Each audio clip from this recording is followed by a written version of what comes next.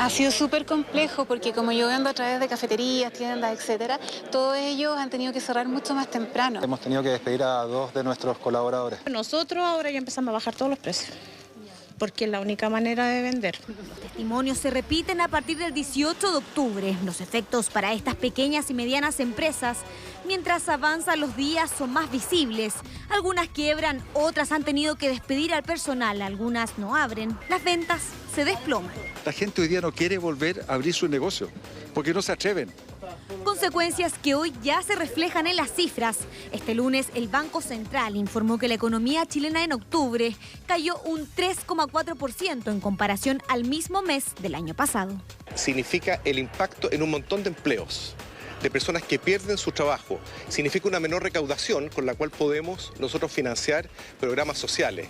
Significa un estancamiento en la economía que tiene un rostro social muy importante. Por lo tanto, es una muy mala noticia.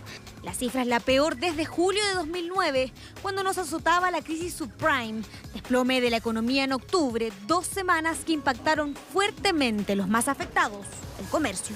El IMASEC conocido hoy día es una muy mala noticia.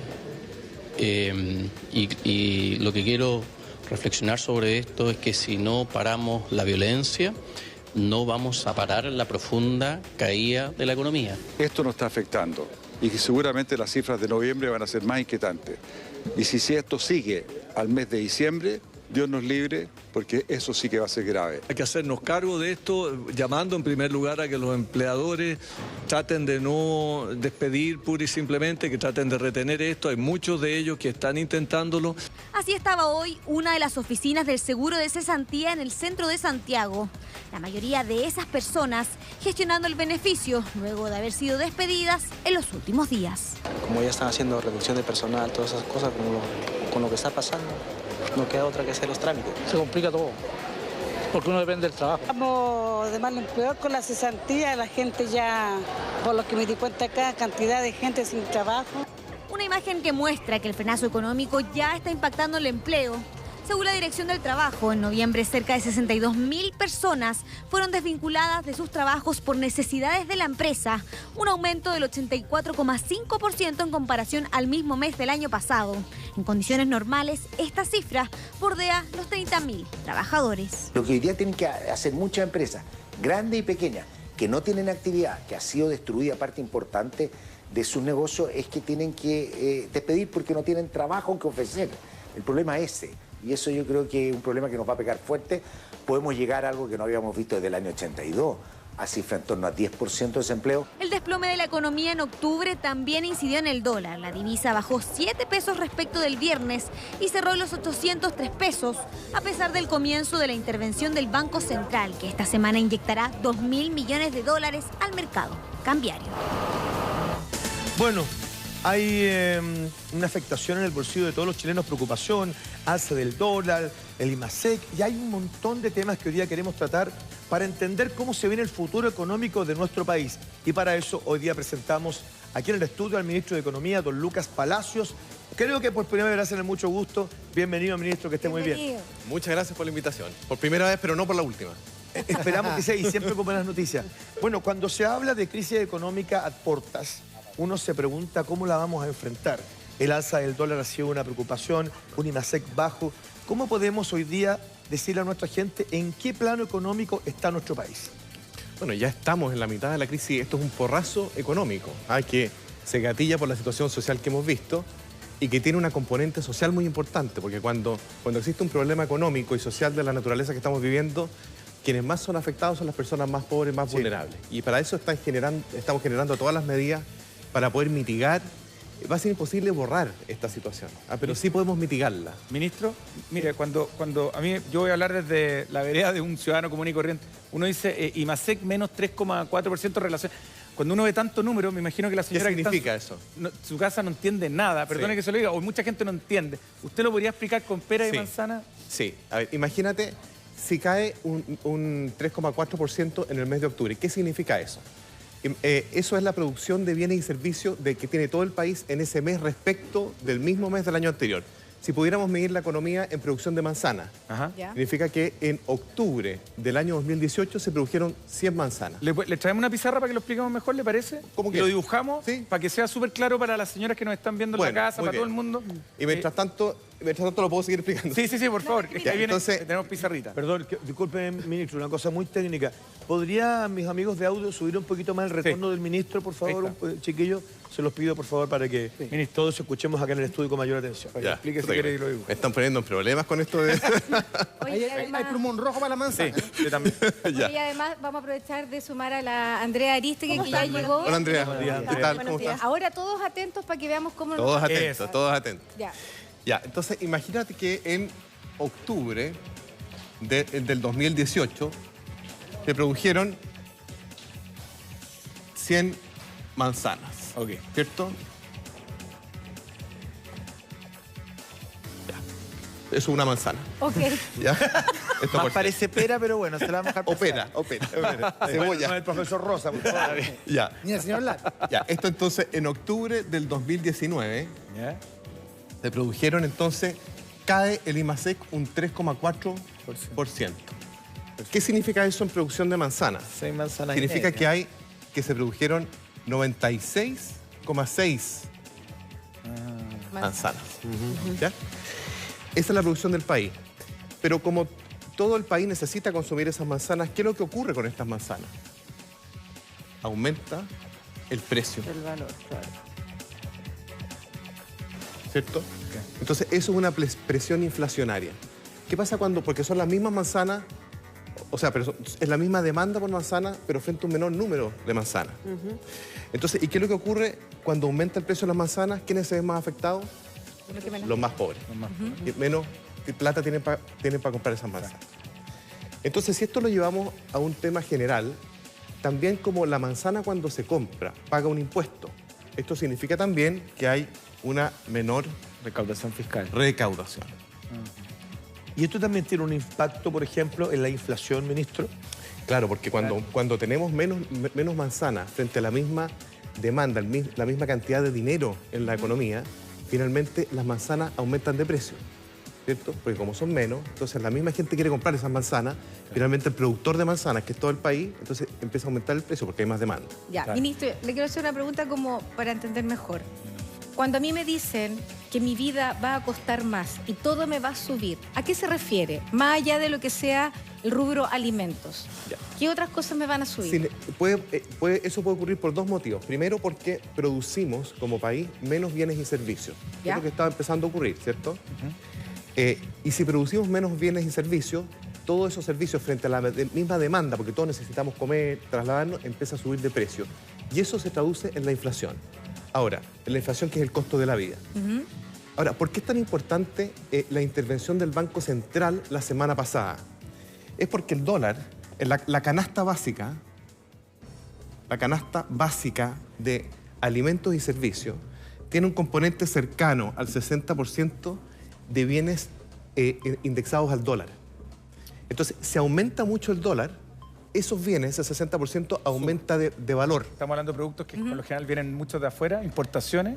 Camisa, ropa, pantalones, combustible. El combustible que afecta, por ejemplo, el transporte público, etc. Entonces, empieza a aumentar. Y el Banco Central, cuando dice la semana pasada, mire, ¿sabe qué? Yo voy a impedir que siga esta volatilidad y siga subiendo tanto el dólar. Lo que está diciendo es que voy a impedir que esta situación económica tenga un impacto mayor en la vida de las personas más pobres. Pero ahí, ministro, lo que pasa es que es impedir o frenar. No, es temporal. Es frenar. Es frenar. Es frenar. O sea, porque esto ya se instaló. Y el tema que yo quiero entender para que el público también lo entienda. Usted dice, por ejemplo, que la canasta, que es en el fondo los alimentos y servicios básicos, suben su precio en un 60%, pero el sueldo no sube. Claro. No es que suben en un 60%, sino que el 60% está afectado. Se afecta. Pero el sueldo, el ingreso que uno tiene, se mantiene. Y ahí se produce el problema. Y ahí se produce el problema porque muchos sueldos están indexados, o sea, o se corrigen por UF, pero otros no. Y además se corrigen después al final del periodo. Por lo tanto, existe una afectación directa a mayor inflación, a mayor costo de la vida, mayor dificultad para poder pagar los bienes y servicios de la gente con su propio bolsillo. Entonces todo lo que estamos viviendo tiene un impacto social muy fuerte. Primero porque aumenta porque tenemos menos producción y eso aumenta el costo de la vida, de las cosas, de las manzanas y también de los bienes importados, del transporte, de todo. Y también porque tenemos una menor recaudación. Y con la menor recaudación podemos financiar menos política social. Entonces, es muy importante para todos, pero sobre todo para la gente más pobre, para la gente que más necesita en el país para poder sacar adelante una agenda contundente, social, que podamos volver a producir, volver a la normalidad, porque el sistema económico es un sistema social. Conversábamos con José Antonio Neme, un segundo, conversábamos que esto nos afecta emocionalmente a todos. Sí, claro, por supuesto.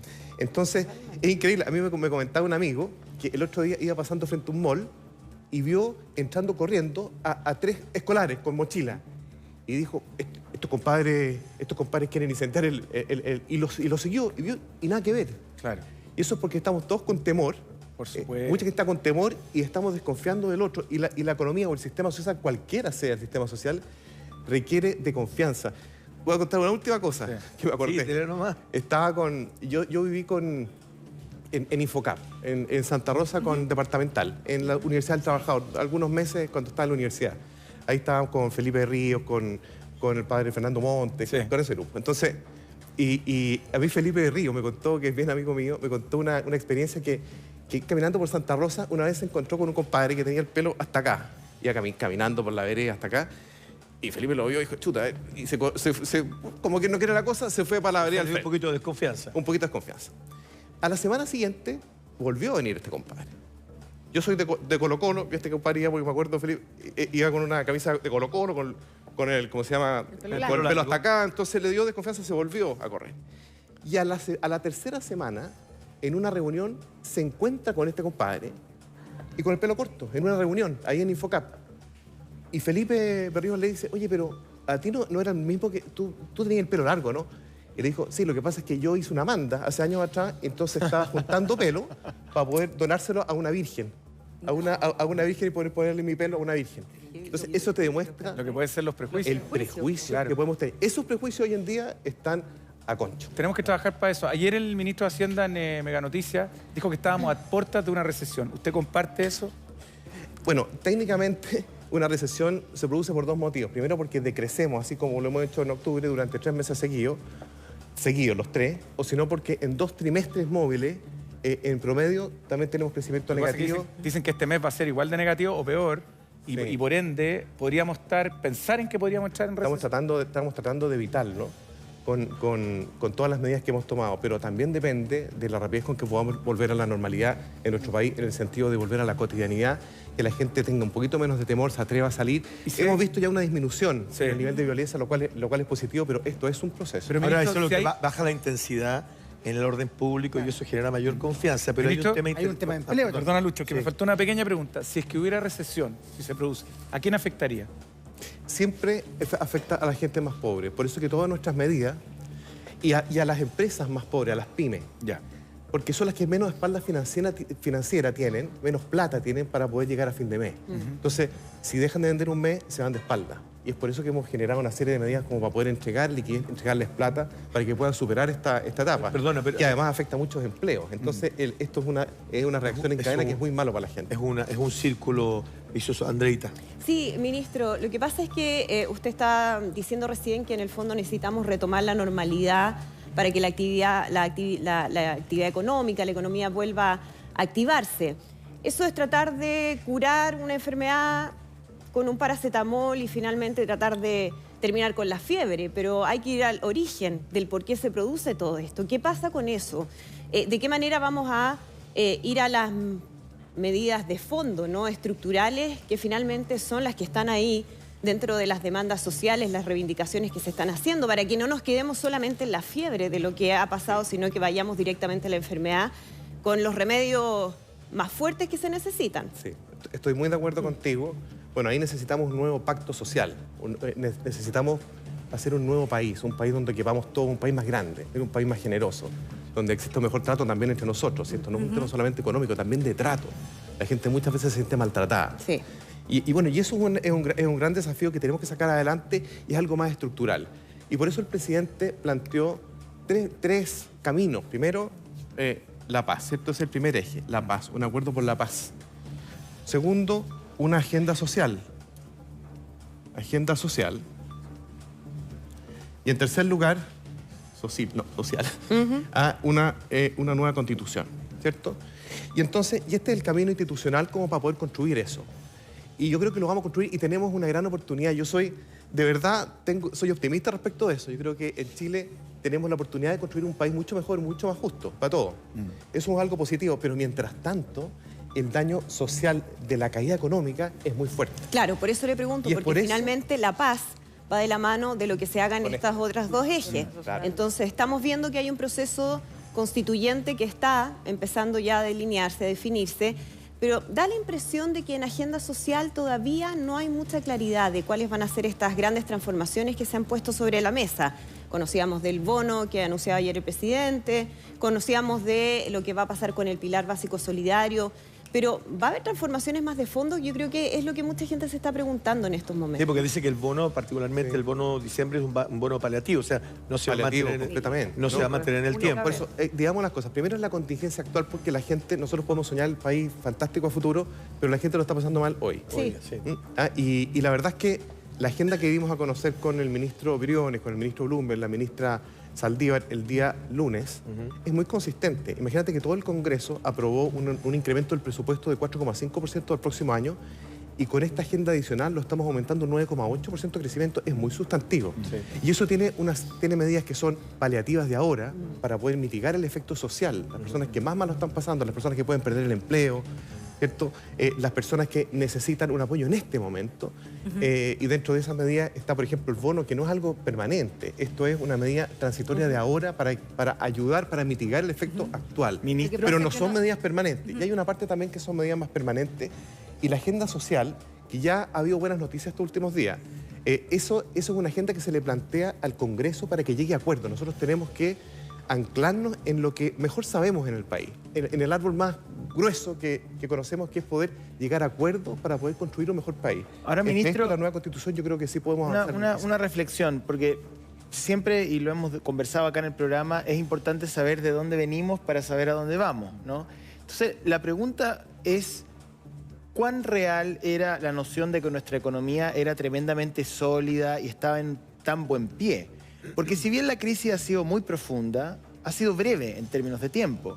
Hay países en América Latina que conviven con el narcoterrorismo permanentemente, con revueltas sociales, e igualmente mantienen tasas de crecimiento magras algunas, otras un poco mejor. ¿Cuán real era que nuestra economía era tan sólida? ¿Cuánto de verdad había en que nuestra economía se sentaba en el capital?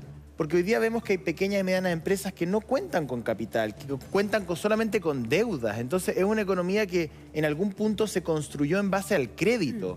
Todos le debemos a alguien. Y eso quedó demostrado aquí. Porque cuando las empresas pequeñas, medianas y grandes necesitaron de un colchón de capital para poder hacer frente a algunos días de octubre y un mes, nos dimos cuenta que ese capital no estaba, y empiezan las ideas del desempleo convengámoslo, en 5 semanas. Entonces, esa es la pregunta. ¿Cuán sólida realmente es nuestra economía o cuán débil es? Sí.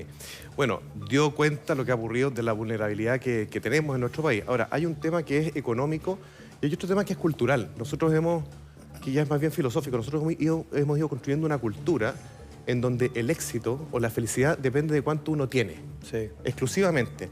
Y eso es bastante pobre, porque es una especie de trampa. Pero ese es el modelo neoliberal. Muy exitista, está bien, pero porque sea neoliberal o de otro no significa que esté bueno. Yo creo que también tenemos una oportunidad de ir corrigiendo eso culturalmente. Nosotros no podemos ser felices solamente en la medida que más tengamos o en la medida que digamos, que más ganemos o que le ganemos al del lado. Y tampoco podemos pensar en una empresa que el único indicador es la rentabilidad, es la última línea, porque también las empresas están conformadas de personas. Entonces, hay una serie de elementos que yo creo que podemos corregir, José Antonio, de aquí en adelante, que tienen que ver con la forma en que nos relacionamos nosotros en la sociedad. Hay una realidad de la región. Siempre nosotros nos destacamos como ser el alumno más mateo de esta zona de Sudamérica, con cifras que se escapaban a las del resto. Pero hoy día tenemos, por ejemplo, Argentina creciendo negativamente. El resto de los países también con porcentajes muy menores. ¿Qué pasó ahí? ¿Que caímos en ese saco? ¿Qué error pudimos haber cometido para no seguir destacándonos dentro de esta región? Bueno, nosotros tenemos una economía y un sistema institucional que es bastante robusto en general. Lo que pasa es que quizás no ha sido justo, y es por eso que sale el tema de las injusticias, del tema del trato, ¿cierto? El tema de la desigualdad económica y de trato, de acceso. Mire, yo les voy a comentar una cosa. Hoy en día están haciendo mucha noticia las pymes, ¿cierto? Porque hay muchas pymes que se están yendo de espalda, que están quebrando. Están cerrando. Perdona, pero algunas que ya están quebradas. No, muchas. Hay como 20.000 que ya están quebradas. Pero resulta que si nos vamos a 2 meses atrás, las pymes tampoco estaban muy bien en nuestro país. Entonces, no es que ahora las pymes fregaron, siempre estuvieron mal. En los años 70, las pymes explicaban cerca de un 50% de las ventas totales de Chile.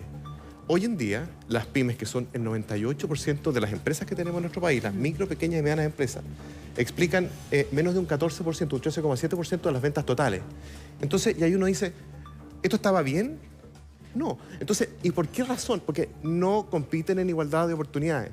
Entonces, por eso que también nosotros estamos haciendo una invitación al resto del país a que consuman pymes.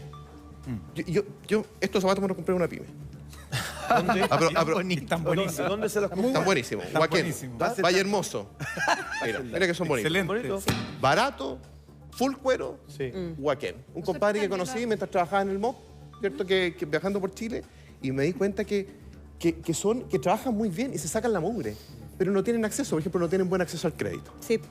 No tienen, y si tienen a tasas más altas. Claro. Los acogotan, los asfixian, no tienen acceso. Si es que van a una gran tienda, les cobran mucho por estar ahí. Sí. Entonces, todo ese tipo de situaciones tenemos la oportunidad de ir corrigiéndolas para hacer una sociedad donde quepamos. Bueno, pero ahí hay un tema que tiene que ver con un cambio cultural, con un tema de conciencia, que me parece interesante. Lo propone usted desde un punto de vista muy social y muy humano, que a mí me parece que está muy bien.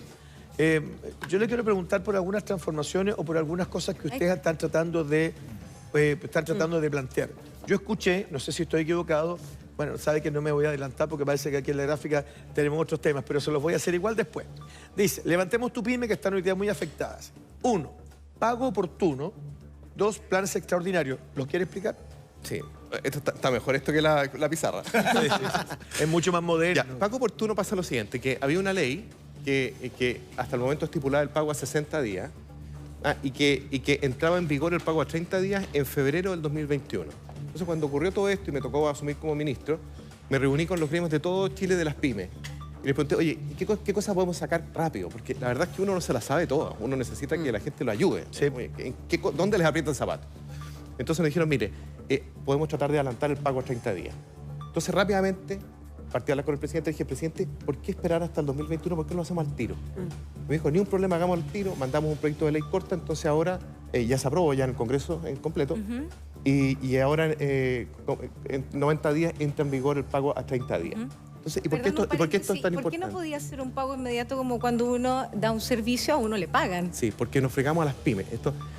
La relación entre pyme y pyme son muy importantes. Entonces, como existe poca liquidez en el mercado, si nosotros hubiéramos impuesto eso ahora, no había plata para poder ejecutar eso. Entonces, lo que hemos hecho es otra cosa, que hemos contactado a las empresas grandes y les hemos pedido que, pese a que la ley ahora estipula 60 días, que paguen en menos de 15 días, y la verdad es que había una buena respuesta de su parte. Entonces, están pagando mucho más rápido, no digo todas, pero casi todas. Perdone, yo vuelvo al tema de las peras y las manzanas, porque hay mucha gente que nos ve de su casa que no sabe lo que es una pyme. ¿Qué significa eso? ¿Qué significa pyme y qué pyme, o sea, qué empresa está considerada dentro de una pyme?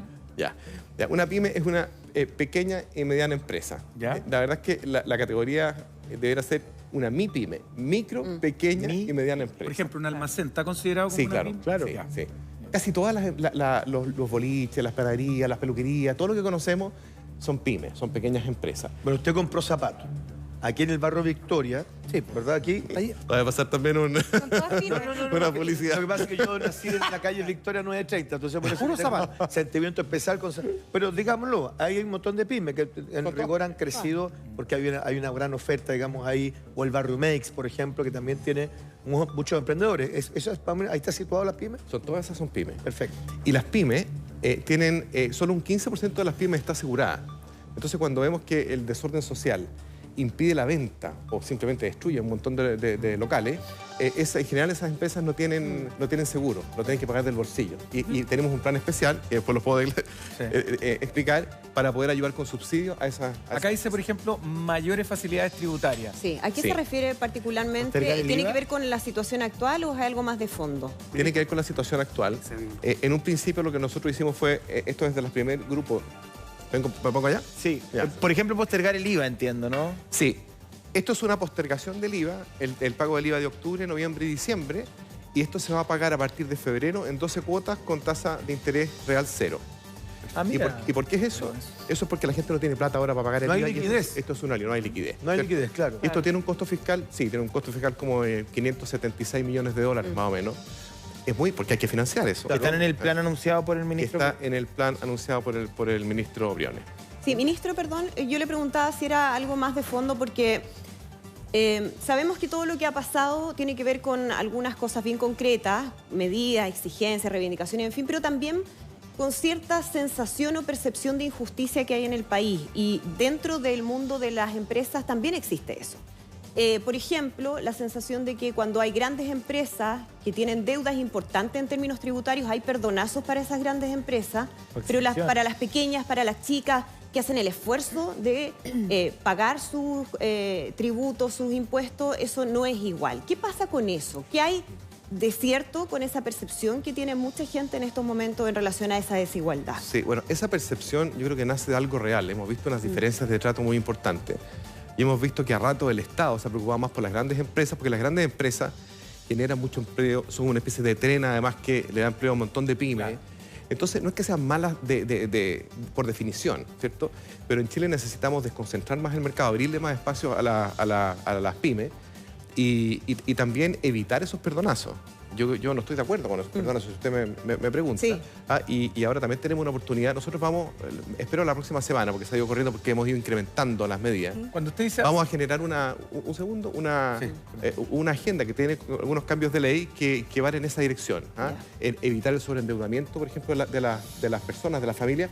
Oye, porque van a una tienda por departamento, le pasan una tarjeta, van a un banco, le pasan otra, y al final no tienen la deuda consolidada y al final no tienen ni idea. Y no tenemos idea, yo creo que a todos nos ha pasado que al final nos llenamos con y nos llegan cobros que no tenemos idea de qué se tratan. Claro. Eso también es una especie de abuso, de maltrato. Entonces, ese tipo de cosas tenemos que ir también resolviéndolas. Ministro, dice asesoría y asistencia gratuita, campaña Elijo Pymes. Sí, bueno, hemos pasado, no he podido explicar mucho, pero sí. Ya, esto se trata con la Superir. La Superir es la Superintendencia de Insolvencia y Reemprendimiento, que es la antigua Superintendencia de Quiebra. Entonces, una persona, una pequeña empresa que está cercana a quebrar y no sabe qué hacer, no conoce las herramientas legales para evitarlo, no sabe cómo poder mantener a sus empleados, está complicado, entonces puede ir a buscar una asistencia gratuita. En general, esta no es gratuita, pero ahora la hemos dispuesto gratuita para todas las personas que necesitan esta orientación. Pueden acercarse a las personas que tengan algún problema, que ven que su empresa está flaqueando, que no la pueden mantener, que tienen que despedir gente, etcétera. Pueden acercarse a cualquier seremía de economía, a cualquier oficina de Cercotec o de Corfo para buscar esta asesoría y también conocer cuáles son las medidas que estamos entregando, financiamiento, subsidio.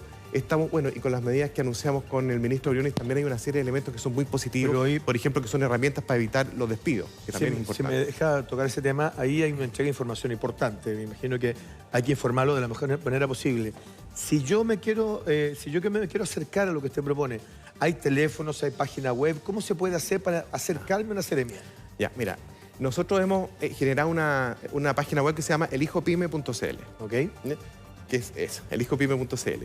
Esto tiene un doble objetivo. Primero, la frase elijo pyme. En Chile tenemos que acostumbrarnos a, en vez de ir a la gran tienda siempre, también vayamos al boliche a la esquina, al almacén, que ahora han ido resurgiendo. Ahora hay mucho online que tiene facilidad de entrega, por lo tanto... Exactamente. Mire, nos hemos sumado todos. Porque y en esta fecha hay ferias. Sí. Además, hay hartas ferias. Sí. Mira, están todas estas cosas. Nosotros ahora estamos generando una feria online que se llama apóyameaquí.cl, que lo hemos hecho con la Cámara de Comercio de Santiago, financiado por ellos.